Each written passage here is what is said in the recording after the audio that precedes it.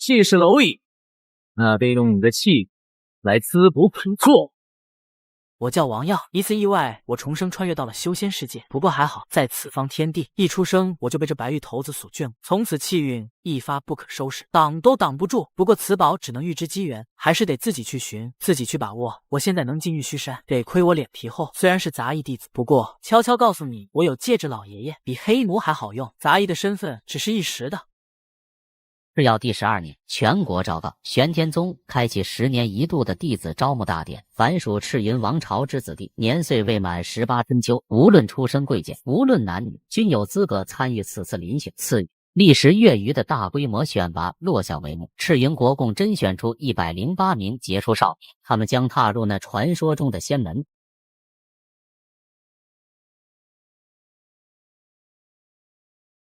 耀哥，等等我，这也飞太高了。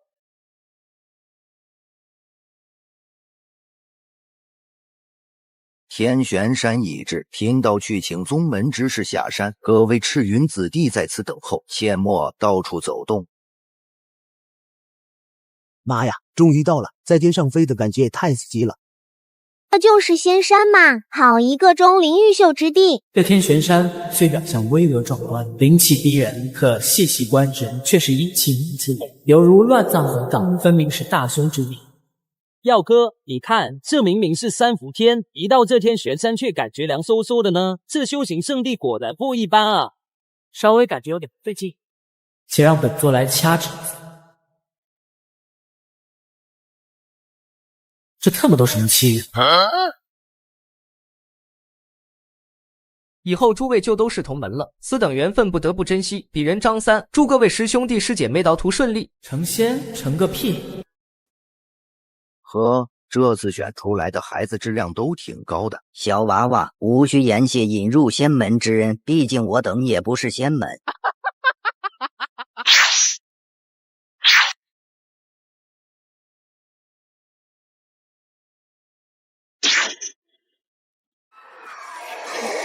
各位，欢迎来到玄天魔宗。仙长，不管玄天宗是何根脚，弟子都仰望本宗啊！求仙长圣驾。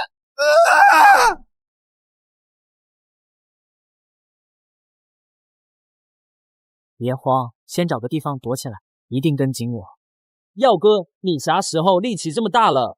咱们就暂时待在这，别担心，这100多号人呢，就9头老虎，怎么着也够吃成这帮畜生的。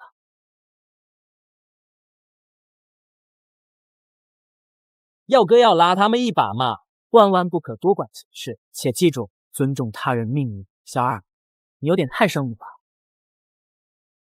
那少年，我拉他一把，似乎能得到一些妙处。耀哥，你刚才不是说要减少助人情节，尊重他人命运吗？话又说回来，社会还是要多些温暖，多点爱。在下李康，谢谢这位兄弟搭救。耀哥，再多给社会一点温暖嘛。这人救不了。耀哥，我的家乡有一招屠虎绝技，习得此技屠恶虎如屠狗，此技名为华。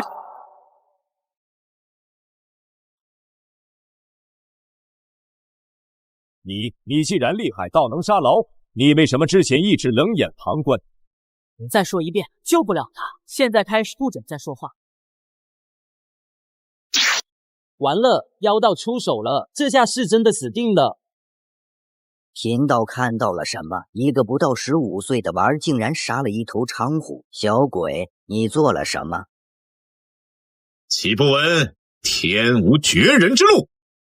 只要我想走，路就在脚下。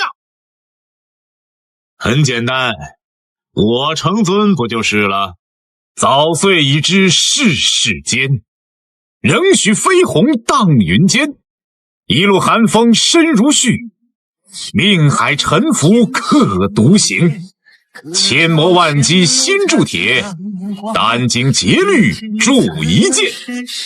今朝剑指叠云处，练骨练人，百炼天。装神弄鬼。我在等时运，而你又在等什么？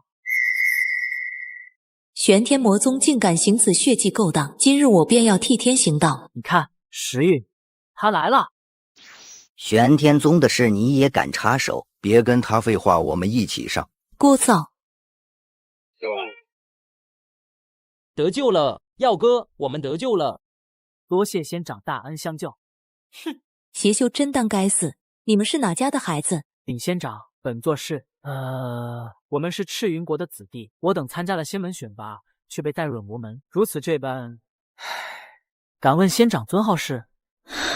可怜的孩子，现在无事了。我叫云梦，此间事了，我会送你们回家。回个球啊！本座是来修仙的。云梦仙长就是这次求仙的仙缘所在，此刻仙缘已至，万万不能放手。云梦道长有所不知，我们是被赤云国特意选出来送到这魔门的。朝廷上下怕是早已和魔门串通一气，若是我等回去，恐怕处境堪忧。大慈大悲的仙长，收下俺们吧。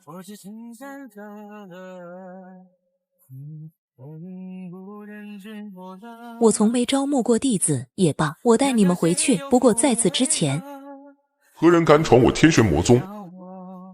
哼，魔修当诛！这女人什么来头？3位长老全都被杀了，可恶！仙女饶命，我只是一个打工的，宗门倒闭，不要为难员工啊！什么妖言妖语，受死！耀哥，你在干嘛？小二，你帮我一起找，他们身上应该有一种小袋子，或是戒指什么的，都找出来。此魔宗的为首的魔头已被我诛灭，也算是替你们报仇了。他应该是首领吧？孟仙长，这应该是那些妖道的储物袋，请仙长收下。剩下这个是个杂毛筑基的储物袋，本姑娘看不上，你若要修仙，对你却有不小的帮助。谢过云梦仙长。走吧，我带你们回宗门。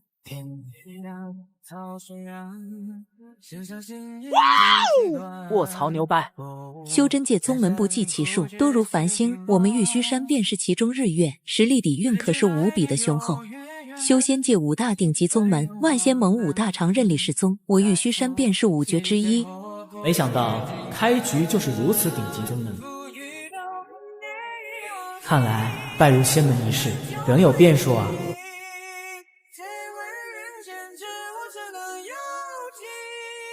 我尚未出师，没有收徒之权，只能将你们引进宗门。想拜入玉虚山，仍需通过入门考核，天赋心性缺一不可。我已经和师父说了你们的情况，你们有我从魔宗救出，根脚不明，所以你们的心性测试时，还顺带考验你等的品德。若是你们这2项没有达标，就算求我也没有办法。跟我来吧，心之考验，问心关。云梦仙长，何为问心关？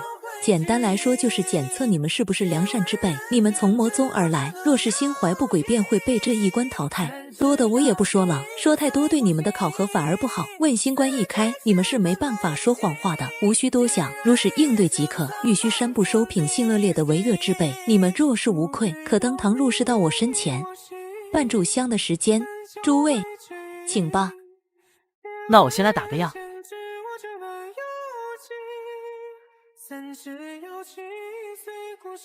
怎么回事？这是像是被无形锁链束缚一般。没道理啊！我王耀算不上好人，也算不上恶人吧？王耀，你对那些死去的孩子冷眼旁观，你不会觉得愧疚吗？如此冷漠的你，品行难道不恶劣吗？卧槽，搞我！好小子，背后给我捅刀子！芋头之前分明指引要救这个，这是怎么回事？还以为救了他能得到什么妙处，结果就这得了一个教训。哎，那孩子怎么突然开始拱火？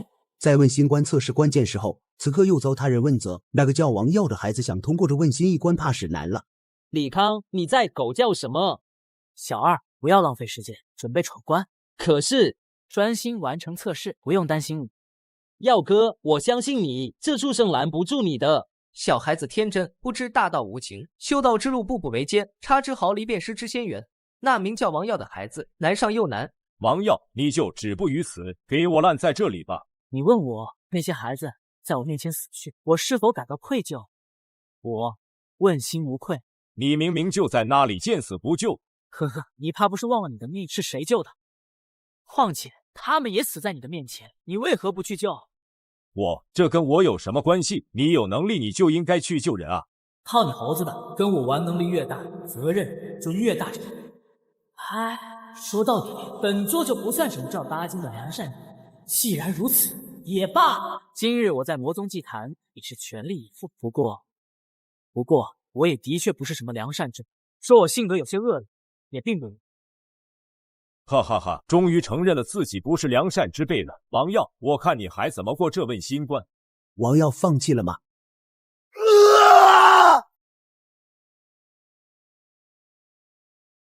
乖乖，我这回可算是开了眼。我靠，这小子神了，硬扛问心关，这怎么可能呢？本座上辈子背着房贷，背着车贷，背着催婚的压力，背着沉重的业绩。我做过销售，买过保险，我脸皮又厚又不要脸，区区愧疚，本座背得住。怎么会这样？不是说非良善之人不可过吗？王耀怎么还没被淘汰啊？熬我是吧？看本座断你先途。我品行不太良善，所以睚眦必报。李康，是我救了你的命，可你却对我心怀恶意，如此恩将仇报，这问心关，你过得去？混蛋！王耀这种人都能过这问心关，我凭什么走不了啊？凭什么？耀哥，我就相信你一定可以的。恭喜，问心关已过，下面是测根骨。这孩子的心性和天赋都不太符合玉虚山的要求。我靠，那猛人落选了，硬抗问心关却倒在了灵根上啊！云梦仙掌，不知这颜色和形状代表什么？修仙天赋根骨共分9品，白、赤、橙、黄、绿、青、蓝、紫、黑，其中白色为1品天赋，可称天灵根。世间罕有，自白至黑，品级依次后排。你所显黄色为4品灵根，王小二则为3品，方青青是2品。如此，王小二和方青青可入我仙门，而你的灵根着实有些普通，很可能无缘玉虚仙门。耀哥，4品灵根听起来还行啊，好歹是个中上之资，这都进不来。4品灵根资质尚可，5品灵根之上都能在修仙意图有所建树，但4品灵根已是仙道飞升的最低门槛，哪怕打上一丝丝的折扣都会无缘大道。漫漫修行路上，总会有事情造成阻碍，踩着底线的4品灵根几乎无法成仙，所以我玉虚山收徒极少接纳3品天赋以下的弟子。飞升成仙，敢问仙长，近些年来可曾有人飞升？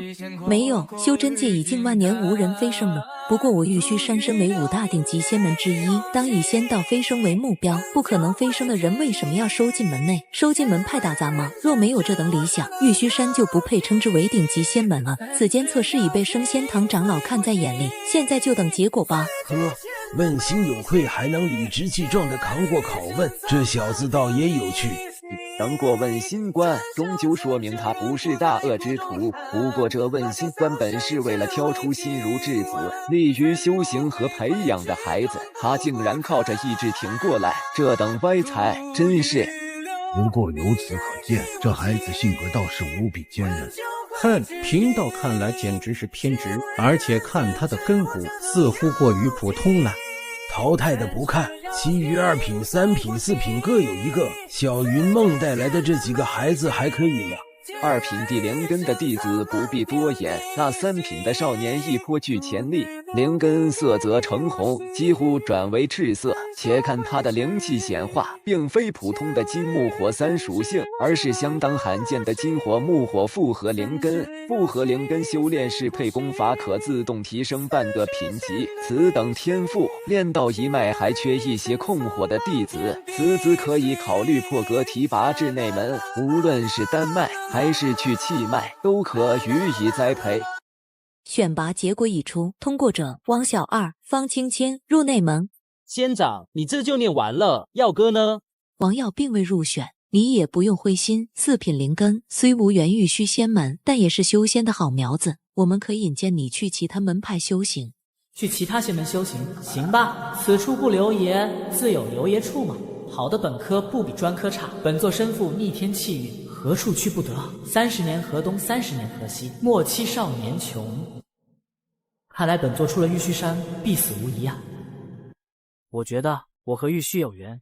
我已经说过了，我没有收徒的权利，没通过考核，求我也没有办法。可师姐还说过，根本不可能飞升的人，为什么要收进门内？收进门派打杂吗？对啊，我是说过，不可能飞升的人收进来打杂吗？很简单，我当杂役不就是了？当杂役弟子，你过了问心关，灵根也达到飞升门槛，确实可以在玉虚山做杂役弟子。可杂役弟子十分辛苦，并且资源极少。但以你的根骨，若去其他宗门，可做内门弟子。在你这打基础的年纪，一步慢，步步慢，若是耽误，日后难以弥补。你真要留在玉虚山当杂役弟子吗？我已经想好了，去了其他宗门就会犯大凶险。为了小命相比，当杂役弟子也挺好的嘛。杂役弟子应该也有机会晋升成为外门内门啊。虽然可以，但是晋升一世机会渺茫，且异常艰难，每10年也就只有1、2人可以晋升。天下仙门如此之多，你为何要在玉虚山当个杂役？我的命是云梦师姐给，有恩必报，就是我王某人的道。我只想在云梦师姐身边，以报大恩大德。更何况我见识过了玉虚山的种，见识到了各位师兄师姐的仙人之姿，实在是一心神往玉虚，还请师姐收下弟子。好吧，既然如此，王小二、方清谦一会去百凡殿入弟子籍，王耀去杂役处报道。李康未通过问心关考核，不过你根骨3品，可以去其他修仙宗门修行。今日先在杂役院住下，明天会有弟子送你下山。耀哥，你何苦留在这座杂役？我们一起拜入其他仙门也好啊。你不懂，开局杂役处，这便是凡人修仙流的常规开局。杂役处这种逆天之地，正适合我大展拳脚。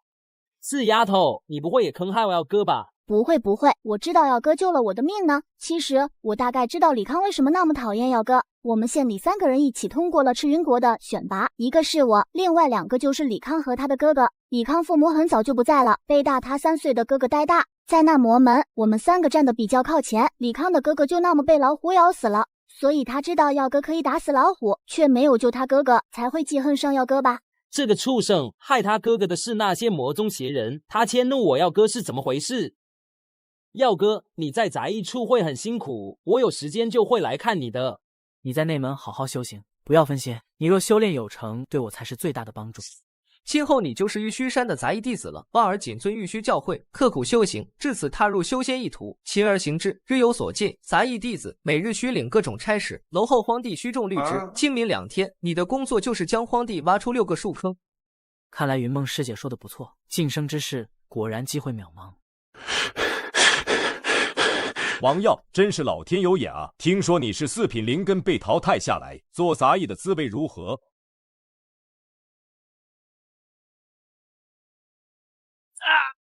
傻鸟！王耀，我告诉你，我的天赋比你要好。30年河东，30年河西，莫欺少年穷。我会拜入其他仙门，而你就给我烂在杂役处吧。好小子，原来你还是个卧龙凤雏，父母双亡，亲哥陷阱，开局杂役处，身负机缘，如此逆天主角模板，还心思阴沉，记恨本座，你有取死之道。今天我就要和你立下3年之约，等我修行有成，我必会要你好看。3年之约，台词越来越糟糕了，你也配说这话？此子断不能留。呵呵，3年太久，本座只争朝夕。你要做什么？哼，这里是仙门，你王耀还敢在这里动手不成？李康万万没想到，王耀不仅敢在仙门内对他动手，更是敢在仙门之内杀人。饶我一命，求你饶我一命！这都没死，这么命硬，果然有主角之姿，此子断不可留。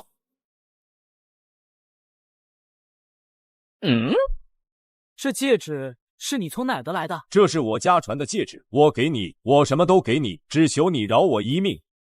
饶你一命可以，考你一个问题：修仙界有哪些境界？炼气、筑基。错，修仙界只有3大境界，那便是道友、蝼蚁和前辈。再给你一次机会，你觉得你是什么境界？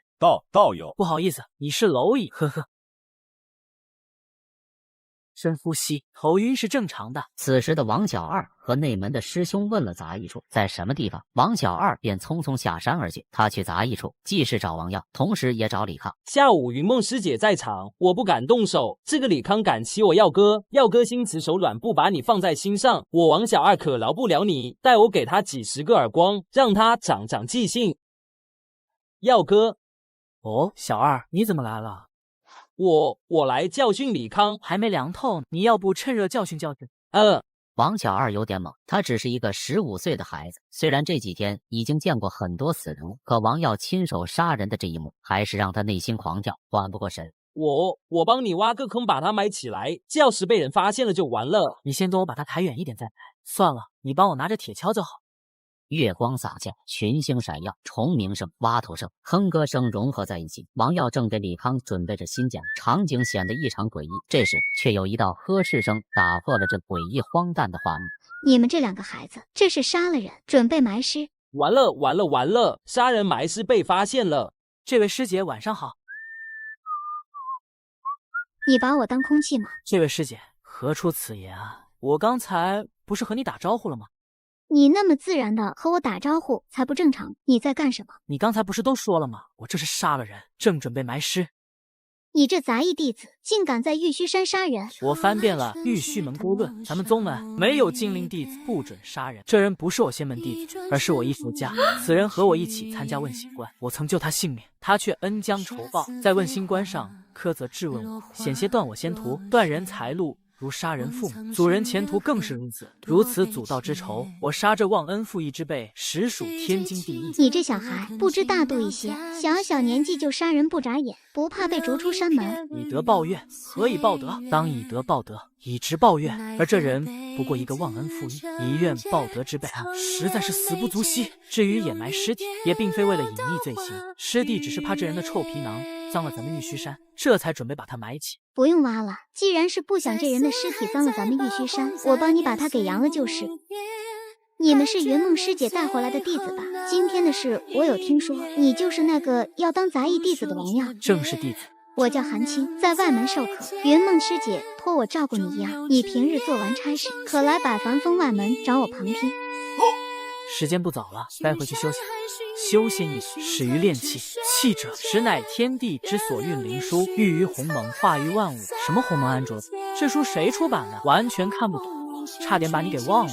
王耀能探查到这是机缘，可直到现在也并没有发现这戒指有什么奇特。研究了一会也研究不明白，王耀便准备上床睡觉，可突然心里一动，又瞅了瞅这个戒指，心里生出一股既视感。古朴黑色，不知是何材料所铸，再结合李康糟糕的台词，什么30年河洞，3年之约。卧槽，这戒指里面该不会有个药老吧？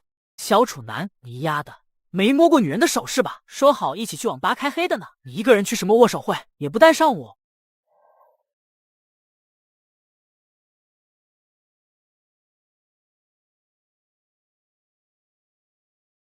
又是这场梦，王耀一次意外穿越到这方世界，与其说是穿越，不如说是转生。他可是从出生到现在整整生活了15年。那黑色戒指，昨天研究了好久，也没发现戒指的奇特，药老什么的也不过是王耀的一项，他也就不再特别关注这枚戒指。当下他更关心的是尽快去韩青师姐那旁听讲课。王耀边走边看《玉虚炼气卷》，全书晦涩难懂，许多地方都阐述的不明不白，犹如雾里看花。王耀也只能连蒙带猜。不过上面对境界的描述，王耀看得明明白白。这境界倒是和上辈子看的小说差不多吗？你来了，韩师姐，下午好。这孩子越看越是顺眼。玉虚炼气卷，你可入门？昨日已把前几章看了一遍，但觉功法晦涩难懂，有些地方犹如雾里看花，难以理解。弟子不敢草率修行，还请韩师姐指教。不错，正所谓仙道难书，真理难以用文字记录，有不懂的地方很正常。传承方式往往需口传心授。我还以为这是宗门的防盗手段，故意将口诀写得晦涩难懂，便是中藏经阁，收藏百般秘籍，也要配备传功长老才可学得。这样即便是功法不小心流落在外，也不至于将底子漏得一干二净。怪不得那功法明明能用白话文写得透彻，非要写成那个鬼样。原来老师之前是在糊弄我。韩青师姐，你说什么？没什么，你把你的理解和我讲下，不对的地方我帮你指正。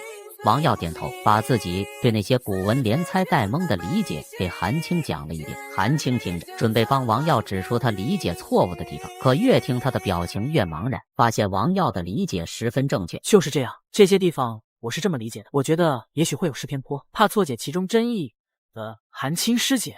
不错，还请韩师姐指正。你一点没说错，让我怎么指正？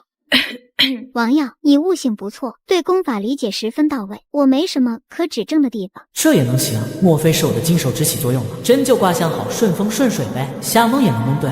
你悟性不错，但切不可骄傲自满。既然全部理解，下一步便可打坐休息。下午我刚好要讲入定练气的内容，带你去外门旁听。谢谢韩师姐。韩青带着王耀步入了外门的讲堂，讲经堂内周围众多外门弟子都对王耀这个杂役弟子投来目光。哎，这人谁啊？杂役弟子怎么来我们外门听课了？我从未见过这个杂役弟子，而且我竟看不透他的修为，此人不容小觑。废话，我还没开始修仙呢，哪来的修为？今天我们来讲打坐入定的心境。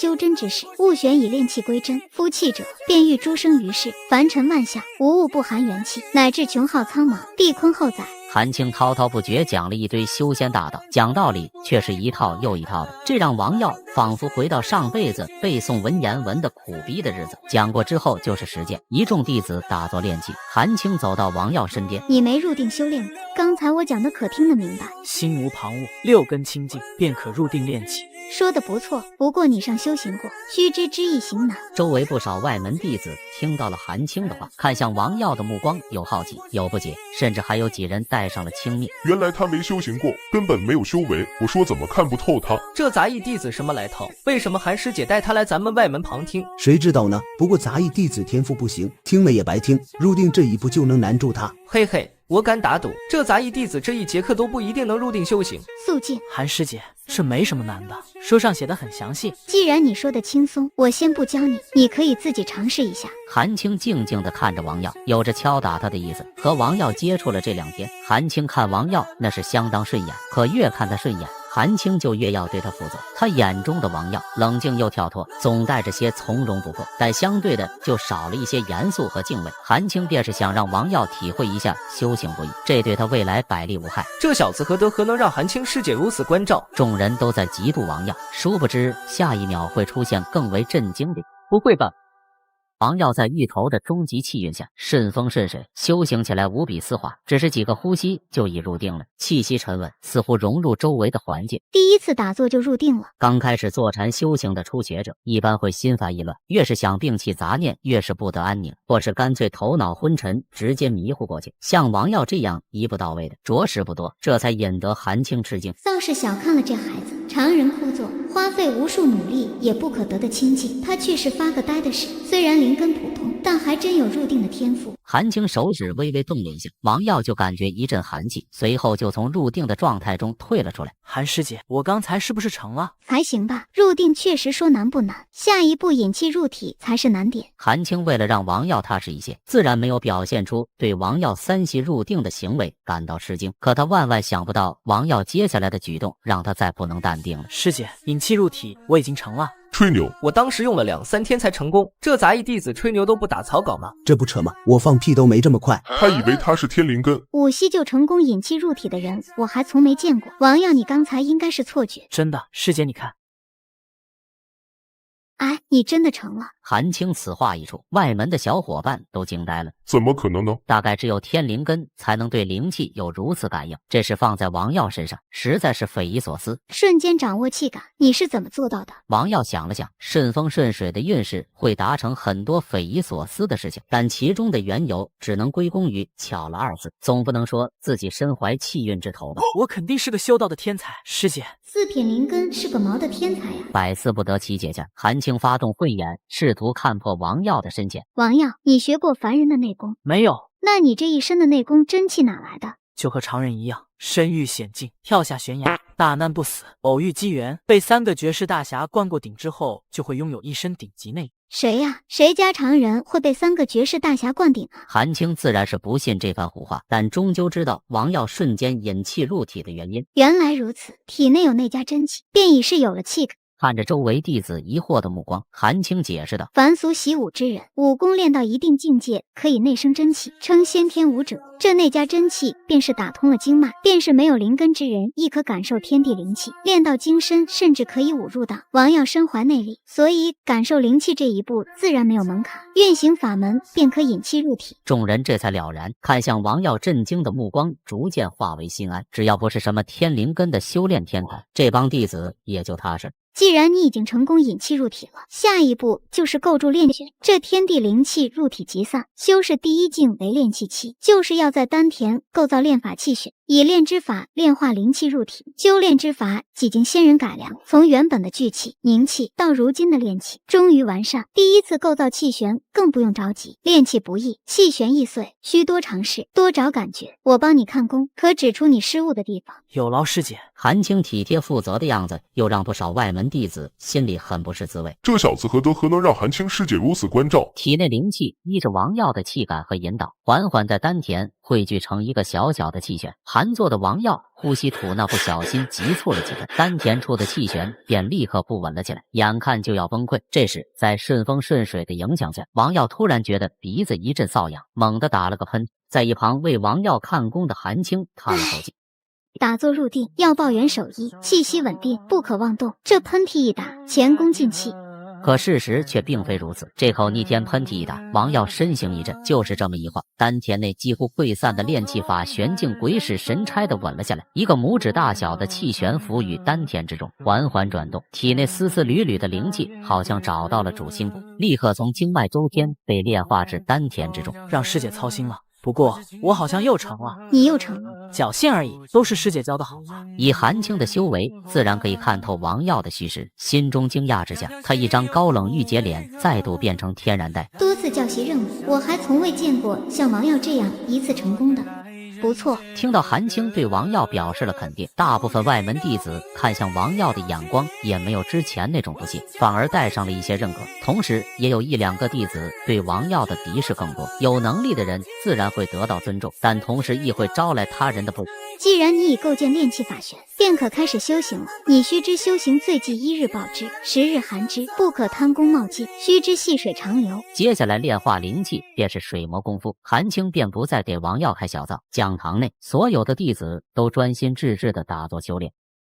数个周天下来，王耀丹田内的灵气逐渐充盈。突然他脸色一变，这是什么情况？王耀发现自己辛辛苦苦炼化的灵气突然开始飞速流逝，消失的无影无踪。炼化灵气如滴水成河，灵气流逝却一泻千里。怎么回事？哪个环节出问题了？为什么我的丹田存不住灵气？难不成自己是什么先天废体？坏事了，万一自己真是先天废体，恐怕连玉虚仙门的杂役弟子都做不下去了。王耀装作若无其事的样子，继续打坐，尝试练。但无论他如何努力，情况没有任何好转，丹田依然像漏了气的球，炼化的灵气全部流逝。他强行让自己冷静下来，没事的，没事的，废柴流开局也很正常。本座这一生孤苦伶仃，举目无亲，开局杂役处，现在更是加上一个先天废体，开局越是凄惨 ，buff 叠得越满，本座日后必定逍遥仙界，飞升仙王。但王耀越想越觉得心中悲凉，不对，一定是哪里出了问题。卧槽！本座想起来了，药老会吸收斗气，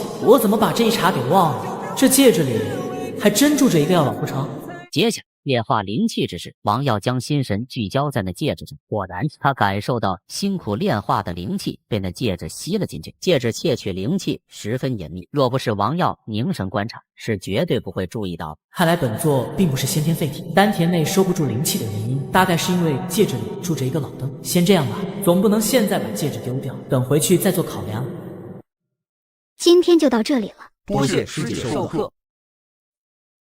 第一次修行怎么样？王耀现在只想找个地缝钻进去，现在他的丹田里空空如也。见王耀表情不太正常，韩青皱了皱眉，直接发动飞跃。看到王耀没有半点修为，即便再怎么看他顺眼，韩青的脸色也泛起冰了。怎么回事？你刚才在睡觉吗？怎么一点灵气也没有炼化出来？我没有睡觉，我刚才在入定坐禅。灵气呢？你的丹田里怎么一点灵气也没有？我只是在坐禅入定，没有运转功法炼气。你在说什么胡话？我带你来外门旁听修行，结果你在这里浪费时间吧。之前师姐你说修行最忌1日暴之，10日寒之，不可贪功冒进，我觉得很有道理。修行之前先修心，我觉得自己还是有些浮躁，所以这1个半时辰一直在枯坐冥想，磨练心智。我这一生如履薄冰，不敢半点贪功冒进，需步步为营。师姐，你觉得我是在浪费时间？但越要抓紧时间，就越要浪费时间。时间从我身边流过，我不急吗？我也急，但是越着急，越要磨练心智。心急之时，便正是修行时。你想想，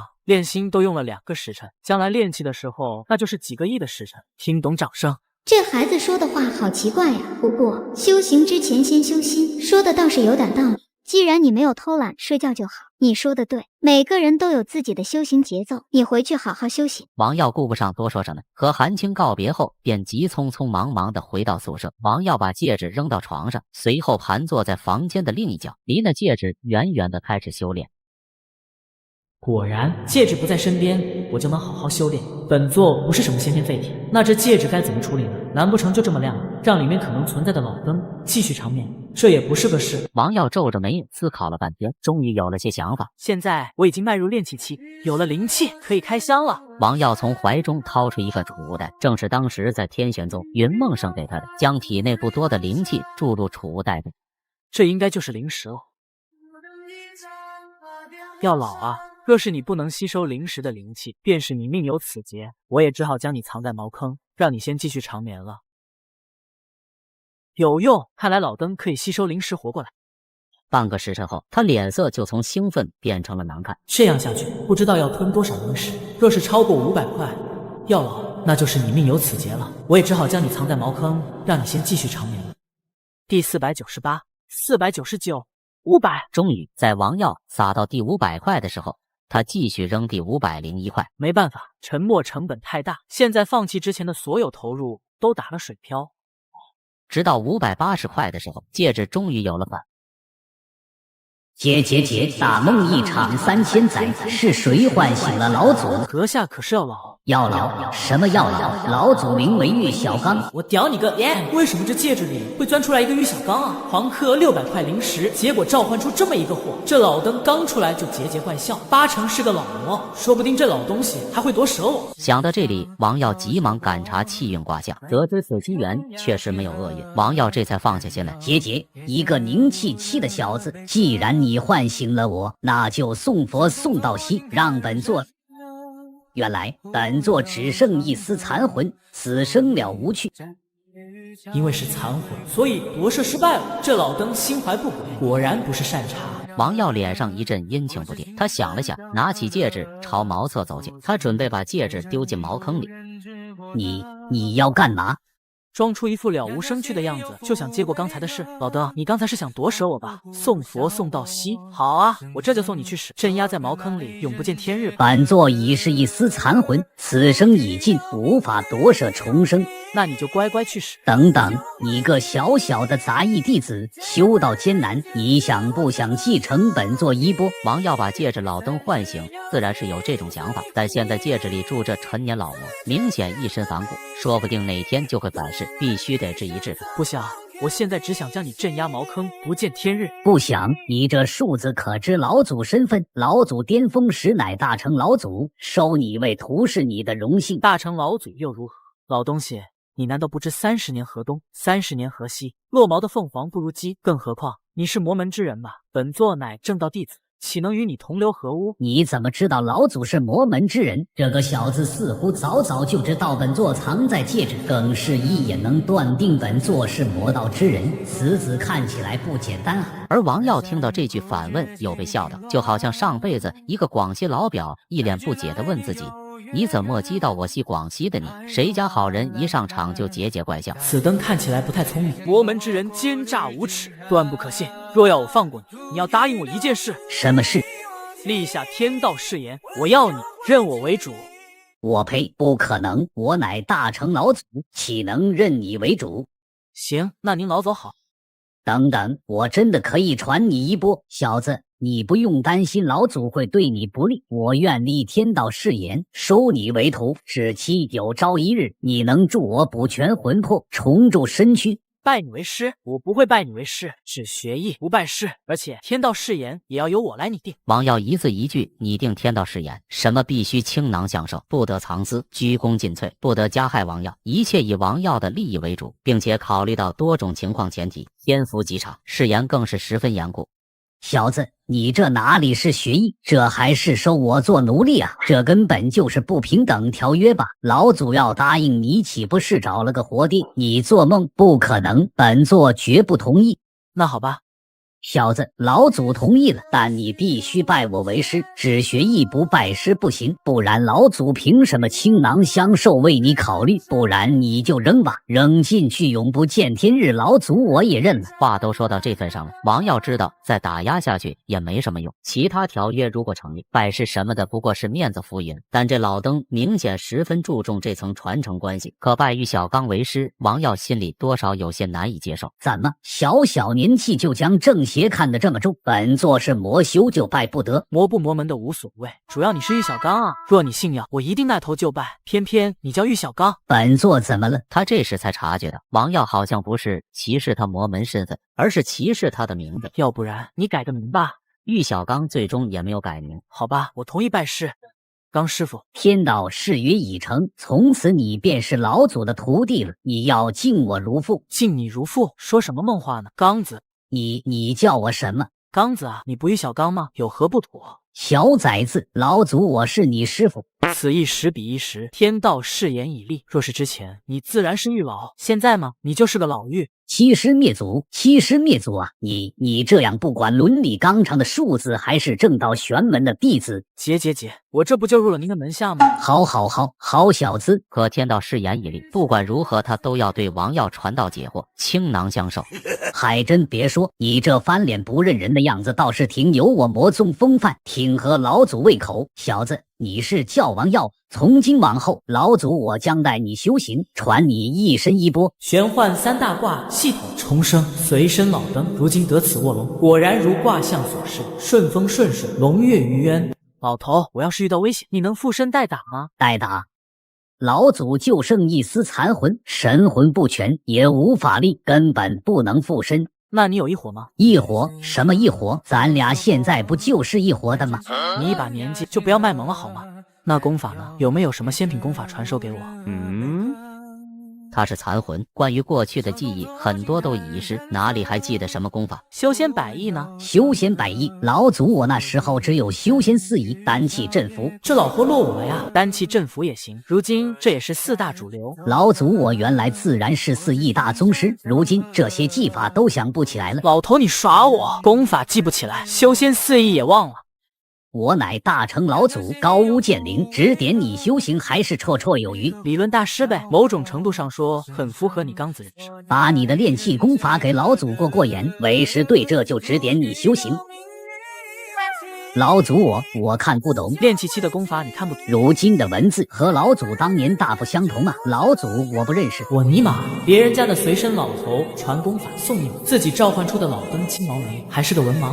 于是王耀只能一字一句地念给玉小刚。如今的凝气期功法竟如此精妙，字字珠玑啊，比老祖当年的法门玄妙不知多少。你且等我好好研究一下。看到一卷炼气期的法门，都让玉小刚大开眼界，王耀也真是大开眼界。你不过是旧时代的残党，新时代里可能没有能在你的。玉小刚完全打破了王耀对借着老登的期待感，不再理会他，转头研究起那个储物袋。储物袋中的零食还剩1000多块，其他的还有10几本魔门功法，10余柄不知品阶的剑气。最引王耀瞩目的还是一柄魂幡。看到这魂幡，数日之前的魔门惨案又浮现在了王耀眼前。会不会把这玉小刚寄到这番里，才是这老登正确的使用方法？除了零食和魂幡，其他的物品王耀都很陌生。刚好手边有一个魔门老祖，王耀把储物袋的东西都掏了出来。老头，这都是你们魔修看家的家伙是吧？你总不至于连这些都认不得吧？这带魂幡、鬼鹰锁、白骨剑，这些家伙事我自然是印象深刻。你小子怎么会有这些魔道之物？从魔修那缴获的呗。你在戒指中感知不到外面的事吗？那日天玄宗的事。老祖我到了这灵气充沛之地，才渐渐苏醒过来。王耀这才明白，为何自己在进入玉虚山之后才探查出这戒指是个机缘。这些玩意怎么用？难得有你懂的东西了，好好表现。这是采阴修灵法，采阴补阳，双修邪功，属于下等功法，并无大用。王耀翻了翻，发现插画精美，姿势众多，此等污秽之物，我必须留下来好好谴责。这是白骨剑，抽数百活人筋骨炼成，专破护身功法。二阶法器，百魂幡，养生魂、冤魂，可放恶鬼。最恶毒的还是这个血鹰锁，由婴儿血水炼制，专门污人神识法器。听到这些恶毒的词汇，王耀虽然自认为下限较低，但仍然皱起了眉头。我尼玛，婴儿都不放过，真是该死！这魔修果然都是一帮畜生。玉小刚感觉有被冒犯的，满眼不屑，轻蔑道：“小子，你还太年轻，太过妇人之仁，岂不知这世界就是人吃人？即使是正派玄门，也不过是一帮打着正道旗号的伪君子。看你一副妇人之仁的样子，那这些法器你怎么处理？”王耀看着这一套装备，每一件都是邪气凛然，血迹斑斑，带着这几件套出门，会被玄门正道给打死吧？不过让王耀扔了，却都留着吧。你们这些玄门正道果然都是伪君子。我要是现在把这魔气销毁，那些祭献的人不就白死了吗？正人用邪法，邪法亦是正；邪人用正法，正法亦是邪。本座胸怀正气，就算这番再怎么冒黑烟，在我这他也是人皇旗。小小年纪居然说出如此破例的话，此子日后必成大器。刚子，你要不进我这人皇旗里面住着？混小子，那老子就真的死了，其他东西也就罢了，血鹰锁你小子也要留着。你不说这玩意污人神识，法宝不是挺好用的吗？此等埋汰人的邪气，老祖当年可不会用，这是最下等的邪修才会练的玩意。埋汰人，最下等就好像往法器上屙屎拉尿，对敌时用来恶心别人。哦，懂了，果然好用。此子天生的魔修苗子。这么片刻的功夫，玉小刚魂体暗淡的机不可见，急忙钻回戒指里。这里可是仙门，魔修可是要进猪笼的，你藏在戒指不会被发现吧？我乃大成老祖，我若不现身，谁能发现？话说这小子是怎么发现老祖我的？看不透，而且这小崽子行为举止完全不像这个年纪的孩子。接下来的数日，王耀有条不紊的修行。上午做完杂役差事，其余的时间便教玉小刚识字、练气修行。短短数日，王耀对玉小刚的态度已是大为改观。随着醒来的时间越长，玉小刚曾经记忆似乎也没有那么模糊。大成未格的残魂，智商暂且不提，记性和悟性都是极强。现代文字，玉小刚只用了2日便全部掌握，又把功法研究2日后，玉虚炼气卷被他研究透彻。玉小刚看出功法内的一些窍门，静魔改出一个更适合王耀的炼境。大作炼气都在追求着一个准确的行气路线，每人的筋骨穴位各不相同。玉小刚魔改的功法几乎100%契合王耀的身体。你这宗门灵气充沛至极，无需借灵石修行，修为提升太快，反而不美。怎么样？入定之时身体前弓半寸，是否灵气吐纳更为流畅了？人类的本质就是真香，新功法修行的速度翻了1倍。王耀立刻变了副嘴脸，刚子这称呼再不提及，一口一个刚师傅。刚师傅说的不错，刚师傅。其实我打小就看你行。几天前还一口一个刚子和老逼灯的王耀如此变脸，玉小刚不由得在心中感慨，此子未来必成大器。一晃数日，王耀灵气渐渐充盈，终于渐渐扩及全身。自修炼以来，日夜不敢放松。这3天36个时辰，我殚精竭虑。今日道爷我终于成了。修炼3天让你说的跟3年一样，一个凝气1层让你说的好像成仙了。灵气炼气1层，耳清目明，气血充沛，不错。结束打坐，王耀感觉自己耳清目明，头脑清醒，智力都似乎有所提升。1+1等于2，2+2等于4，4+4等于8。我算得好快，我变聪明了。明显算错了吧，小子？你就说快不快吧。王耀欣喜地感受着身体的变化，至此不再是凡人。我王耀拥有窥视天机的神通，以芋头为引，算吉凶，觅机缘，踏上修仙之路。随后，王耀便去杂役处报备境界。杂役弟子迈入炼气修为，每月可领取2枚灵石，所做事务也会多一些油水。1周就迈入炼气1层，这小子背后必有妖人指点。炼气修为的杂役弟子每月只能领2块灵石，而外门弟子每月则有20枚，内门弟子更是有50枚之多。凡是内外门弟子可接宗门事务和任务，那些正式弟子的工作都是有灵石可拿，而杂役弟子的差事就只值那1块灵石，其余资源的分配更是完全没有可比性。看王耀盯着自己的储物袋，以为王耀没见过，这是储物袋，都知灵气，可装若干物，你就不要羡慕了。这个外门弟子才能领到。谁羡慕你了？虎姓男。既已练气，便可不用一直做苦工。今日事务，除去伐树的苦工，你还可以从中挑选青云峰采灵草，百凡殿整理资料，福禄堂分割符纸。采灵草和整理资料的牌子还剩好几个，唯独分割符纸的牌子仅剩一个。师弟，我推荐你选采切符纸，不仅任务轻松，还可以旁听一些符箓之道，甚至还能拿到1、2张符箓，是杂役弟子里最上等的美差之一了。快，选采符纸，让老祖看看当今符箓有何进展。王耀想了想，并没有立刻伸手。他记得当时坐着非洲，在玉虚山脉惊鸿一瞥，曾看到数十道机缘，其中某一道机缘之光的地点应该在采灵草任务的青云峰。这样的话，应该选青云峰的任务才是。住手！哈哈，师弟，让你住手，你还真住手！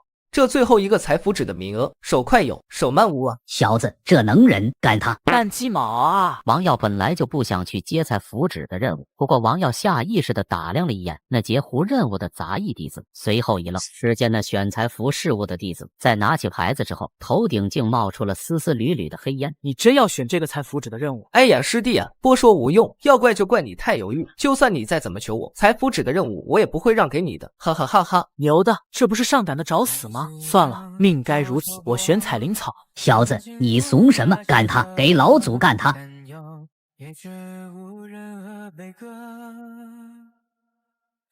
小子，你为什么不干他？老祖我怎么收了你这么个软烂徒弟？怂货！别爸爸，采符纸能有什么前途？我告诉你，青云峰上有机缘。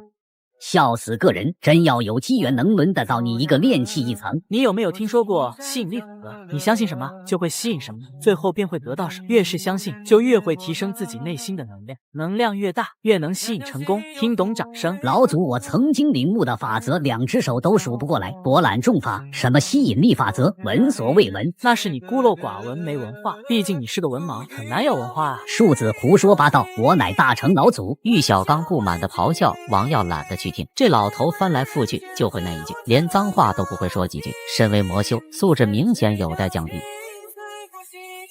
小子，杂役弟子每天都要分心做差事，太浪费时间了。你零食不少，不如花个5、6块零食，雇个杂役弟子替你干活，肯定有人愿意。你要不要听听你在说什么？我现在1个月才能拿2块零食，你让我花5块零食雇杂役，太浪费了。庶子愚蠢，你现在最宝贵的就是时间，灵根普通，还将时间花费在做杂役上，太小家子气了。你说的有点道理，但不多。我为什么要花零食雇人？我知道已经有不小的行动力了。从今天起，每天的差事你替我干，这样我1块零食都不用花。我乃大成老祖，你这逆徒敢让我做杂役？老登愚蠢！我现在最宝贵的就是时间，灵根普通，还将时间花费在做杂役上，太小家子气了。随你怎么说，老祖我绝。这随身老灯真是越来越好用了。刚师傅辛苦了，又帮我节省1小时的修炼时间。小子，药材的差不多了，你说的机缘在哪？那我们继续走吧。对了，还得辛苦你背着背了。臭小子，你是故意折腾老祖我是吧？你不是有储物袋吗？哎呀，你瞧我这脑子，把这茬给忘了。到了。哪呢？这不是死胡同吗？也没路啊！天天嚷嚷大成老祖，大成老祖的，你行不行啊？瞧好了。小子，你怎么知道这里别有洞天？嘿嘿，都说了吸引力法则，要相信相信的力量。正所谓念念不忘，必有回响。人类的精神力量是无比强大的，只要意志坚定，就不可能不成功。听懂？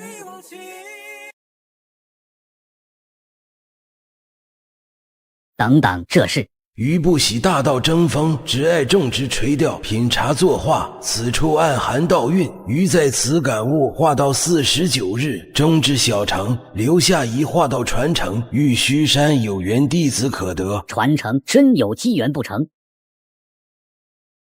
哈哈哈，小子，这真有机缘，也早被别人寻走了，怎么会轮得到你？不对啊，哪个环节出错了？等等。无缘者，明珠在眼前也会视而不见；有缘人，经藏于时也能发现。这竟然是道运！小子，快把那珠子捡起来，让老祖好好看看。我说什么来着？老登还敢质疑我？生鱼片是死鱼片，咖啡因来自咖啡，半径越大则直径越大。2个字其实是3个，等红灯其实是等绿灯，救火其实是在灭火，太空有空间站，太极没有空间站，掉地上了其实是掉地下。自己的年龄乘以2，再减去自己的年龄，就能得出自己的真实年龄。奶酪越多，奶酪孔越多，奶酪孔越多，奶酪越少，所以奶酪越多，奶酪越少。落后就要挨打，挨打使人谦虚，谦虚使人进步，进步使人骄傲，骄傲使人落后，落后就要挨打，所以落后就会落后，挨打就会挨打。我悟了，道爷我悟了，我终于明白这一切了。停下，快停下，别灌注灵力了。这是菩提子，怪不得此处会有一丝道韵，全是这菩提子所致。悟道之宝菩提子，没错，没错，这可是悟道神器。菩提子乃菩提树精华所化，这可是对大成修士都有用的宝贝。小子，你真是捡到宝了！这里的什么垃圾化道传承，跟这个菩提子比起来，狗屁都不是。菩提子，先天之道一宝，虽然不入品阶，但却是实打实的神器，作用简单却逆天，就是增加悟性。拿着菩提子修行，便是轻度智障也能化为天才。总感觉不太对劲，这机缘哪说来就来的道理？而且这小子就好像一开始就知道那有宝贝，有古怪，大有古怪。菩提子拿在手里，即便不用灵力激发他的至道道业，也让王耀心神宁静，更能接近所谓的天人合一，一定程度上弥补王耀平庸的灵根。这悟道菩提果然好用啊！臭小子，你跟老祖说说你那什么吸引力法则，他怎么救？想学啊？我教你啊！你这样，先这样，再那样，然后再这样。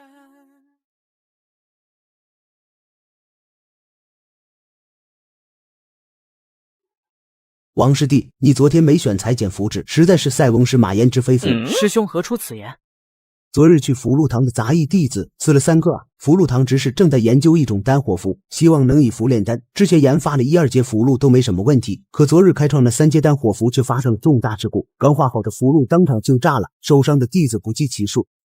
世事无常，生死有命啊！生死有命，富贵在天。幸好本座天天富贵。话说，虽然已经取了1道机缘，但是还有好多道机缘所在区域，却是杂役弟子根本去不了的。不行，该想想如何晋升外门弟子。这几天去问问韩青师姐有没有路子吧。自从有玉小刚在身，王耀对玉虚炼气卷的要义已经领悟极深。上周之后，便一直没有去外门找过韩青。只是让王耀没想到的是，韩青竟会先一步过来找。来了，来了，早啊，韩青师姐。几天未见，来看看你的修为进展。还好这孩子没事，要是被丹符炸出个所以然，云梦师姐那边可怎么交差呀？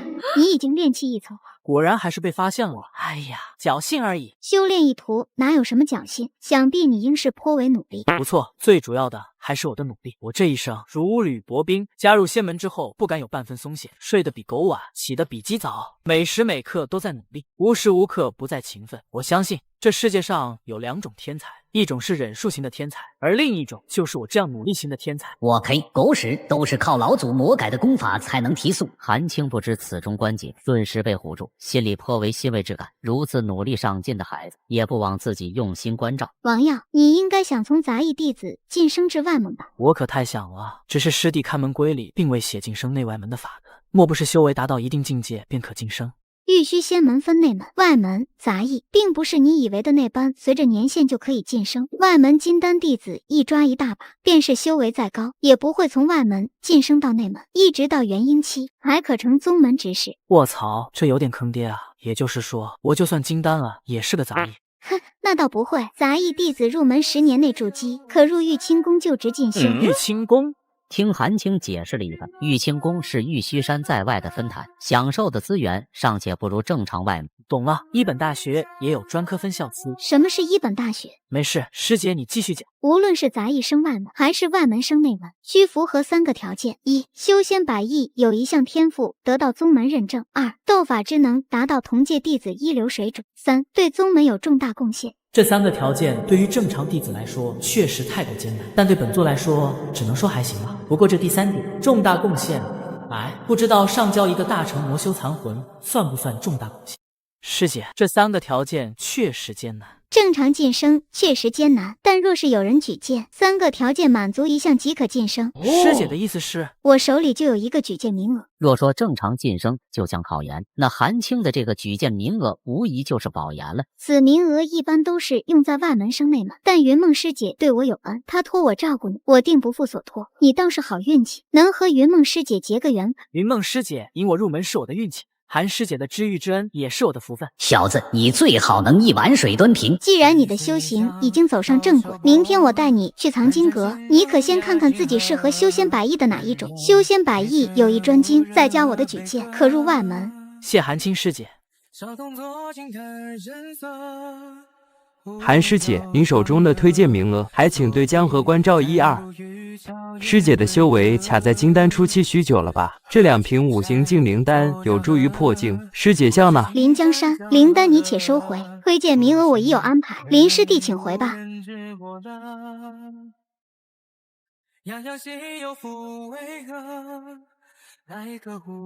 大哥，韩师姐怎么说？这个臭娘们没同意。哥，韩师姐的推荐名额没戏吗？哼，我不知道她是想坐地起价还是如何，不过不急，刚才听她的说法，推荐名额还在手里。韩家本质上是我林家的附庸，等我回去和族老商量一下此事。他手中举荐名额，我们是势在必得的。你这届的同门，可有在修仙百艺或者斗法上有特别突出的存在？入门1年来，同门的心思全在炼器上，并没有什么人分心修仙百艺。倒是有一个叫韩天的斗法奇才，炼器中期无敌手。斗法奇才韩天，他也姓韩。韩青的推荐名额，说不定就是准备给此子。为兄找机会帮你废了此人，免得出了岔子。你记得盯紧周围门人，哪些人和韩青走得近，哪些人可能和你竞争，都仔细盯住，及时告知。这时兄弟2人见一杂役弟子向这边走来，径直走进了韩青的住处。是他。这人是谁？上周韩青师姐带他来外门旁听，对这人颇为用心，倒是不清楚他是什么背景。哥，我需要打探一下这个杂役弟子的来历吗？杂役弟子不值一提。哥，你刚才不是还让我关注哪些人可能和韩师姐走得近，现在属他走得近啊？小何，你信我就对了。杂役弟子不值一提，听哥的，不必管他。你的福禄之道仍需精进，不然我即便为你讨到了推荐名额，也不一定能过关。回去多用心钻研。知道了，哥。宗藏经阁藏书万万卷，残阔万万千，修仙百，你准备钻研哪一道？倒是没有想好，一会我都看看吧。王耀心里想得明白，读书是不可能读书的，有记忆力惊人的随身老登在身，当然要让老登来读。这里就是修仙百艺区，你一会看的时候，不要光找感兴趣的，更要找擅长的、合适的。等会我再来找你。王耀随手拿过一本阵法书籍，看了几眼，感觉颇为枯燥，大部分经文典籍全是晦涩的古语，理解起来急需耗费心神。若是拿着菩提子，倒是可以快速学习。算了，还是让老登先把这些书都背下，先提升老头的文化，自己回去慢慢学也不迟。老头，抓紧背，是时候展现你大成老祖的实力了。庶子逆徒，哪有徒弟逼着师傅背典籍的？哎，今天你不就见到了？别废话，赶紧背！你现在1问3不知，怎么教我？玉小刚也不再多说，他如今脑袋空空，正需要被知识灌溉，开始埋头苦背。他是大成盘魂，记忆力无比惊人，更有底蕴在身。那些王耀看得艰难的典籍，玉小刚只过一遍就全文记住。王耀，你这是在玩闹吗？韩师姐何出此言啊？我带你进来是为了让你学习修仙百艺，你这样胡乱翻书能学到什么东西？别说理解了，你这样连每一页的内容都看不全。师姐，我没有乱翻书，我这是在学习。我打小就聪明，看书从来都是这么看的。放屁！师姐，我知道你很急，但你先别急。我有什么好急的？你不认真学，没法晋升是你的事情，我有什么好急的？师姐是觉得我没有认真看书，是在浪费时间。其实我这是一种读书法，名曰量子波动速读，运用高感知力进行量子速读，大脑会呈现动态影像，将书本内容完全储存于大脑的记忆宫殿之中，一盏茶的时间便可阅读超过10万字的书籍。真的吗？当然是假的。你小子还会这么厉害的读书法？这老傻灯，你听那小子放屁！什么狗屁量子波动速读！老夫在这藏经阁镇守多年，上至仙家一流功法，下至凡间奇技淫巧，什么邪门之术老夫没见过。你这量子波动速读却闻所未闻。见过诸葛长老。小子，筑基修士尚且不能做到如此过目不忘，金丹修士神魂磅礴，才能如此扩印群书。你一个炼气1层的杂役弟子，吹牛也不打草稿。你走吧，小韩以后不要再带他过来了。坏了，这王耀怎么还在一直翻不停？都什么时候了？诸葛长老他不过一个刚入门的孩子，您别跟他一般见识。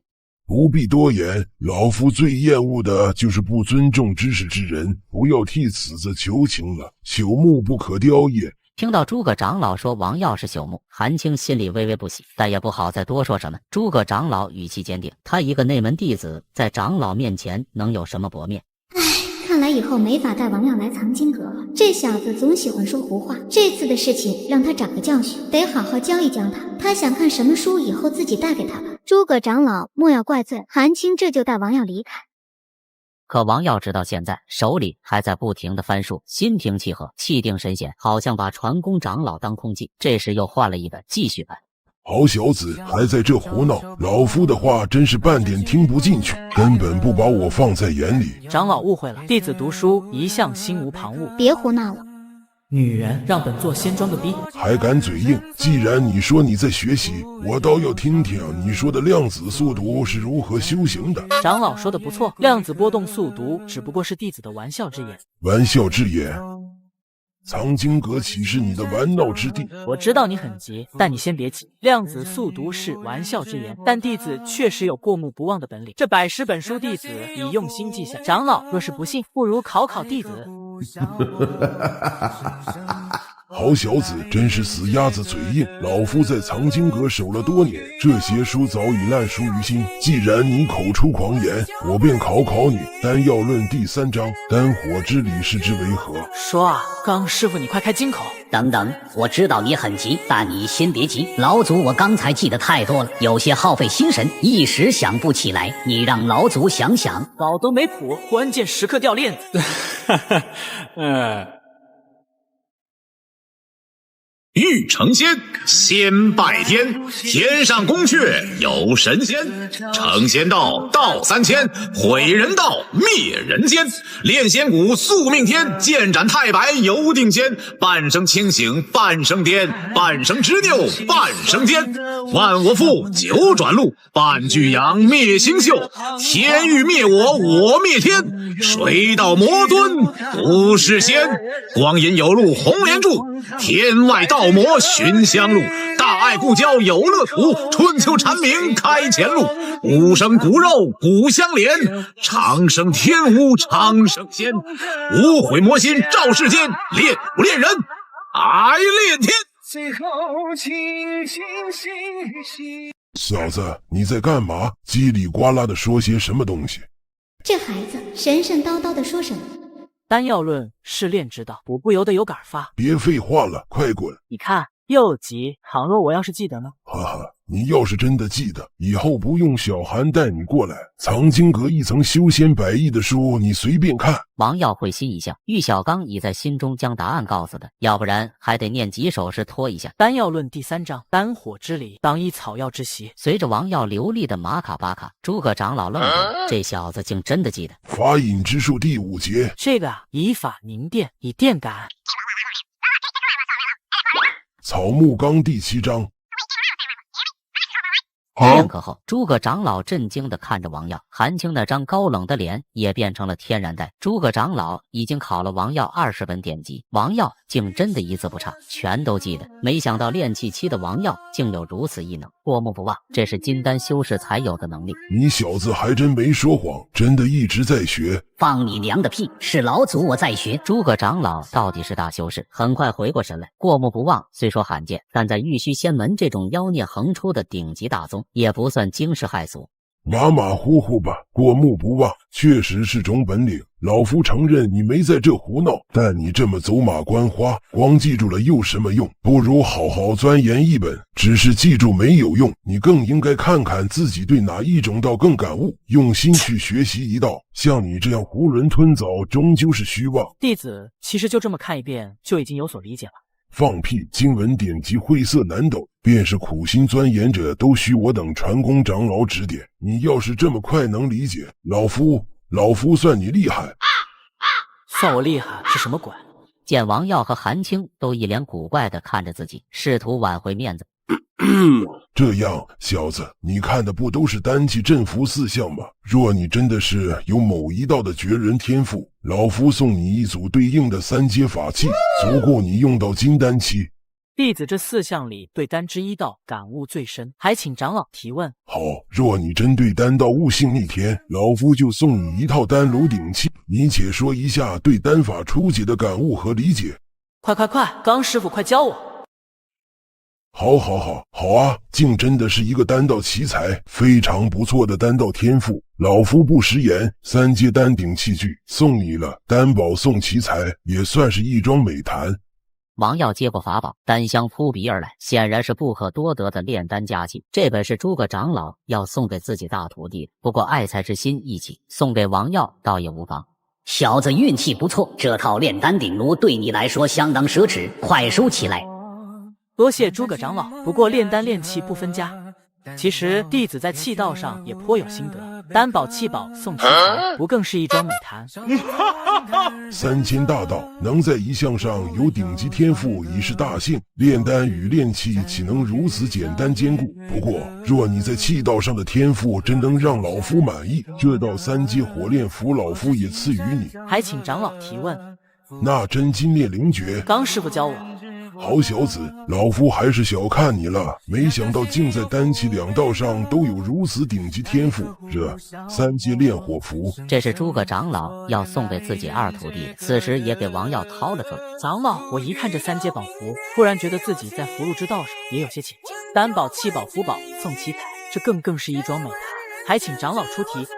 好，老夫就再考一考你。不可能了，怎会有如此3道大才？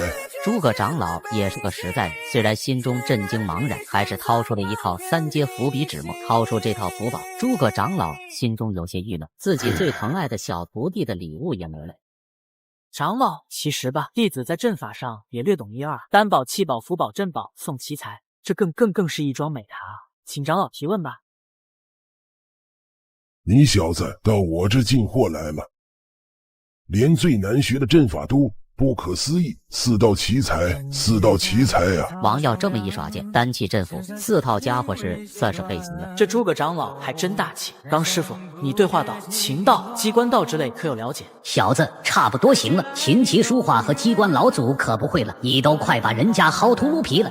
倒是可惜了。玉虚山长老修为至少化神，3阶法器对诸葛长老而言不算什么，他更关注王耀，因为王耀量子速读一遍就能精通丹气阵符，仿佛生而知之。诸葛长老见过不少丹道、气道天才，悟性虽高，却只在某一方面突出。像王耀这样4法皆通的天才，他从未见过。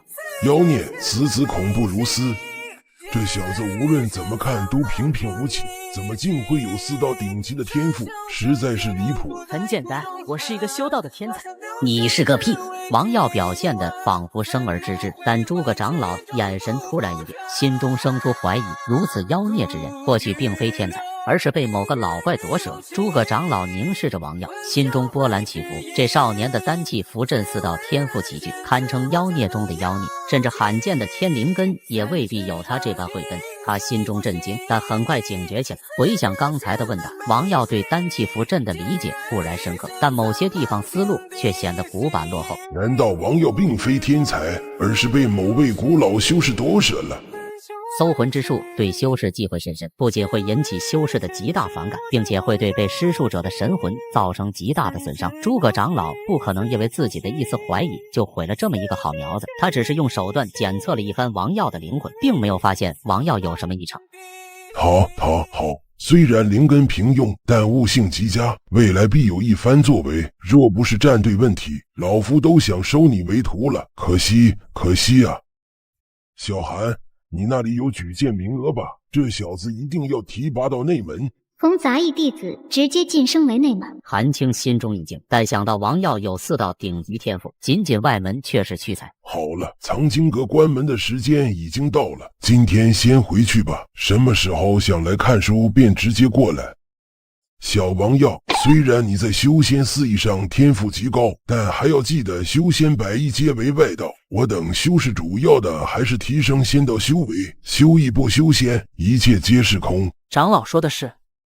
丹气符阵4道天才，本想着你能有一种修仙100艺的天赋，就已经很不错了，没想到你竟然有如此天资，还要多亏韩青师姐教导的好。你妈的，那都是老祖教的，管这女人屁事儿！老登愚蠢。逢场作戏、溜须拍马的道理你都不懂，你当年是怎么一步步修炼到大成期的？被他这么一提，玉小刚也觉得自己这缕残魂苏醒之后，智力似乎的确大不如前，越想越是心惊。这是你的天赋，跟我没有关系。既然如此，也就不用再等上几个月了。我现在就可以将你的推荐名额提上去，等举荐名额走好流程，就直接接你到外门。而真正晋升，就是要参与下个月的天赋考核。天赋认定分为笔试和实践，你是晋升到内门还是外门，就看你考核的成绩了。虽然你有4道顶级天赋，而且还过目不忘，但切记不要骄傲自满，记得好好参悟。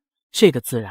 对了，韩师姐，诸葛长老之前说的那半拉子话是什么意思？什么战队问题啊？你倒是爱寻思，不必想太多，只是因为你是云梦师姐领回来的，诸葛长老的家族和云梦所属派系不对付罢了。党派之争吗？玉虚仙门家大业大，勾心斗角在所难免。如此说来，自己也算是云梦一脉了。